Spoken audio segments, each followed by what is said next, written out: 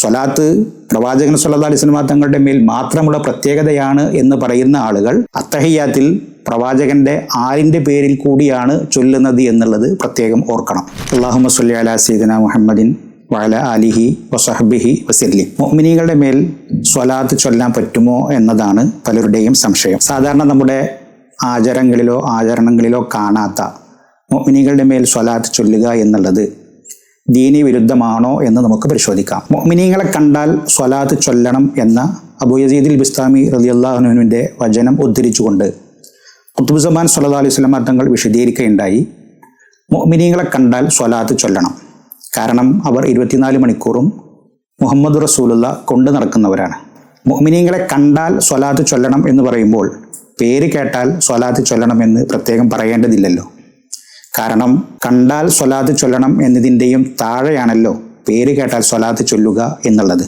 അനസ് റളിയല്ലാഹു അൻഹു റിപ്പോർട്ട് ചെയ്യുന്ന ഒരു ഹദീസിൽ കാണാം, ചുവന്ന റോസാ പുഷ്പത്തിന് എൻ്റെ മണമാണ്, അതുകൊണ്ട് ആരെങ്കിലും ചുവന്ന റോസാ പുഷ്പം മണക്കുകയാണെങ്കിൽ അവർ എൻ്റെ മേൽ സ്വലാത്ത് ചൊല്ലട്ടെ. അനസ് റളിയല്ലാഹു അൻഹു തന്നെ റിപ്പോർട്ട് ചെയ്യുന്ന മറ്റൊരു ഹദീസിലുണ്ട്, ആരെങ്കിലും ചുവന്ന റോസാ പുഷ്പം മണക്കുകയും എൻ്റെ മേൽ സ്വലാത്ത് ചൊല്ലുകയും ചെയ്തില്ലെങ്കിൽ അവൻ എന്നോട് പിണങ്ങിയവനാണ്. ഇവിടെ ചുവന്ന റോസാ പുഷ്പത്തിൻ്റെ പ്രത്യേകത അതിന് പ്രവാചകൻ സല്ലല്ലാഹു അലൈഹി വസല്ലം തങ്ങളുടെ മണമുണ്ട് എന്നുള്ളതാണ്.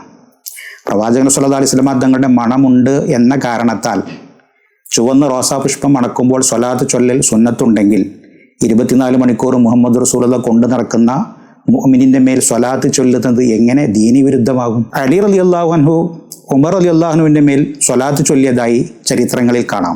ഞാൻ നേരത്തെ ഉദ്ധരിച്ച വചനം തന്നെ പ്രവാചകൻ സല്ലല്ലാഹു അലൈഹി വസല്ലം തങ്ങളുടെ മേൽ മാത്രമല്ല, അവിടുത്തെ കുടുംബത്തിൻ്റെയും അവിടുത്തെ അനുചരരുടെയും മേലിലുള്ള സ്വലാത്ത് കൂടിയാണ്. മാത്രമല്ല അത്തഹിയ്യാത്തിൽ നാം ചൊല്ലുന്നത് പ്രവാചകൻ സല്ലല്ലാഹു അലൈഹി വസല്ലം തങ്ങളുടെ മേൽ മാത്രമല്ല, അവിടുത്തെ ആലിൻ്റെ പേരിൽ കൂടിയാണ്.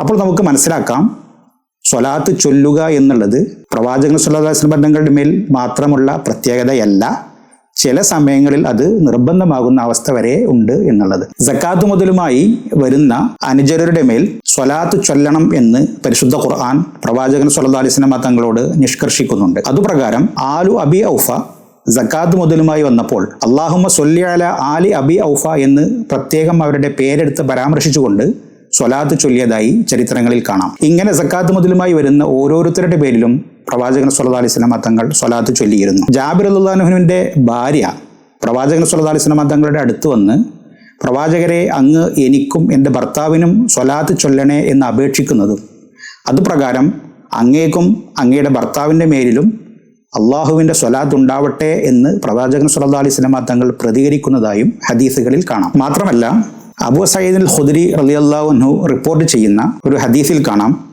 അല്ലാഹുമ്മ സ്വല്ലി അലാ സയ്യിദിനാ മുഹമ്മദിൻ അബ്ദിക വറസൂലിക വസ്വല്ലി അലൽ മുഅ്മിനീന വൽ മുഅ്മിനാത്ത് വൽ മുസ്ലിമീന വൽ മുസ്ലിമാത്ത്. മുസ്ലിമീങ്ങളായ ആണുങ്ങളുടെയും പെണ്ണുങ്ങളുടെയും മേലിലും മുഅ്മിനീങ്ങളായ ആണുങ്ങളുടെയും പെണ്ണുങ്ങളുടെയും മേലിൽ അള്ളാഹുവിൻ്റെ സ്വലാത്ത് ഉണ്ടാവട്ടെ എന്ന്. അപ്പോൾ മുഅ്മിനീങ്ങളുടെ മേൽ സ്വലാത്ത് ചൊല്ലുക എന്നുള്ളത് ദീനി വിരുദ്ധമല്ല എന്ന് മാത്രമല്ല, ചില സമയങ്ങളിൽ അത് സുന്നത്തും അതുപോലെ നിർബന്ധവുമാകുന്ന അവസ്ഥ വരെ ഉണ്ട് എന്ന് നമുക്ക് മനസ്സിലായി. സ്വലാത്ത് പ്രവാചകൻ സല്ലല്ലാഹു അലൈഹി വസല്ലം തങ്ങളുടെ മേൽ മാത്രമുള്ള പ്രത്യേകതയാണ് എന്ന് പറയുന്ന ആളുകൾ അത്തഹിയ്യാത്തിൽ പ്രവാചകന്റെ ആലിന്റെ പേരിൽ കൂടിയാണ് ചൊല്ലുന്നത് എന്നുള്ളത് പ്രത്യേകം ഓർക്കണം.